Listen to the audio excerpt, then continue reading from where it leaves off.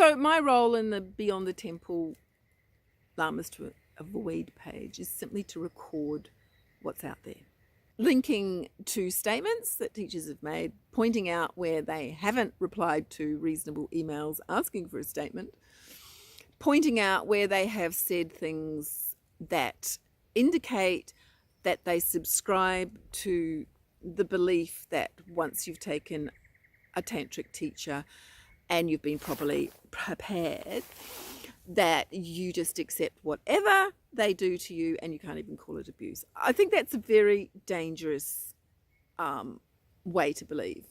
Now, people can believe what they want. That's, that's freedom of religion. People can say what they want. That's freedom of speech. So long as they don't, I think, denigrate other people and incite violence.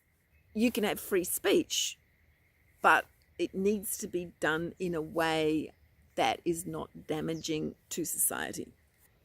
So if you know of a Lama that you want to have added to that page, then I need you to write something that I can publish, that I can then link to.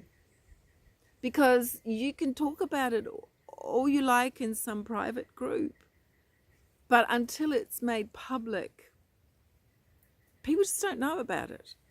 And if you're concerned that someone who has abused you is still behaving in that way, and that, they have lots of followers and a good name and all this kind of thing, and you think that's terrible, which was the situation with Sogyal Rinpoche for so many years, and you want to do something about that, then you have to make a public statement. And I know why you wouldn't want your name attached to it. I think in this situation, I don't think we need real names. We need the real names of the Lamas. But there are so many reasons why the person who's making these claims doesn't want their name there. I think that's fine. Because if we lay it out there, publicly accuse these people, which is His Holiness Dalai Lama said we need to shame them. And the only way you can shame them is to say something publicly. So you put it out there. If they don't like it, then it's up to them how they want to deal with it. And they can deal with it with integrity or not. And I will make the links to whatever statements people present to me. And then it's up to you as an individual to work out what seems true to you. So if you see a Lama listed on this page that you think, no, I know that person, they're not someone to avoid, then go to that teacher and say, you need to make a statement for the Beyond the Temple blog, because your name is on the list of Lamas to avoid. And this list includes people who simply have not replied to an email. We sent an email out to, I think it was like 30 Lamas, Tibetan Lamas, asking them to tell us what they thought about the kind of behaviour that Sogyal was accused of. We had 2 replies. The others didn't even answer. So on my page, Lamas to Avoid, I've listed all the people that haven't answered. Because for me personally, I wouldn't go to those guys. I mean, I see them, it's just an email, They could have replied. And on that list, there's an awful lot of teachers who have a good name. So why didn't they say something? Why don't they write a simple paragraph saying, no, Sogyal Rinpoche's behaviour was not appropriate? Why can't they just say abuse is never acceptable in Vajrayana?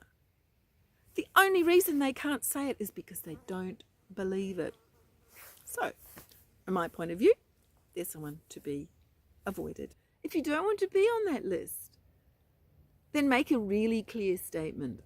I'm happy to publish it. I want Tibetan Buddhist teachers, I want Buddhist teachers, I want all spiritual teachers to make very, very clear statements about how they feel about, for instance, Sogyal Rinpoche's behaviour.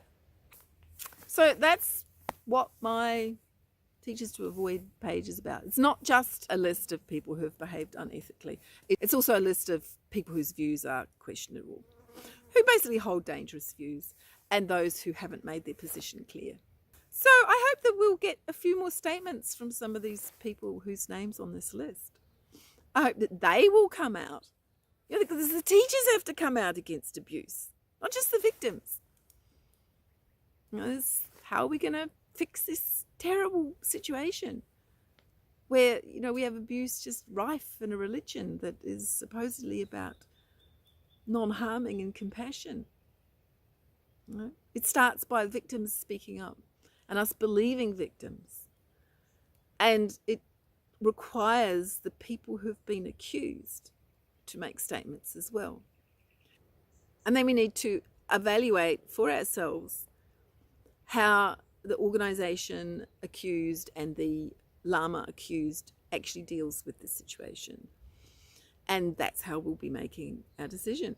So I have 2 pages, one for Buddhist teachers to avoid, and one that's titled, Which Lamas Can We Trust?, which is a list of teachers who've spoken out.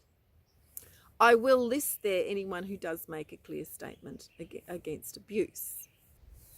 Now, deciding which page you're going to be on is really difficult in some situations, where we have, on the one hand, someone saying, well, this happened and this person did this, and on the other hand, we have the same person making a really clear statement about abuse. I can't decide.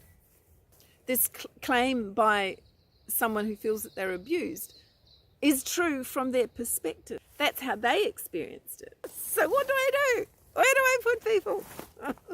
To honour both sides, I have to link to both. Yeah, I don't want to be unfair to anybody. I want to honour everybody's truth. But I can't do that unless people make statements.